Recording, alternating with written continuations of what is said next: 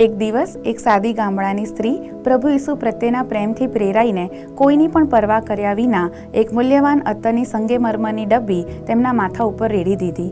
એકવાર ડબ્બીમાંથી અત્તર બહાર નીકળ્યા પછી તેની સુગંધ ચોમેર ઘરમાં પ્રસરી ગઈ, જેમ કે કોઈ કેદીને બંધનમાંથી મુક્ત કરવામાં આવ્યો હોય અથવા કબરમાંથી આત્માને મુક્ત કરવામાં આવ્યો હોય.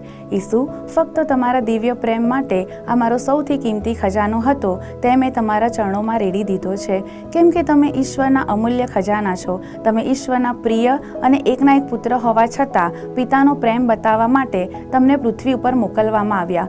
મને મારા પાપમાંથી ક્ષમા મળે માટે તમે તમારું રક્ત વહેવડાવ્યું. મારા બદલે તમે વધસ્તંભ ઉપર મૃત્યુ પામ્યા. વધસ્તંભ પર ઈસુના મૃત્યુ માટે મારો પ્રતિભાવ શું છે?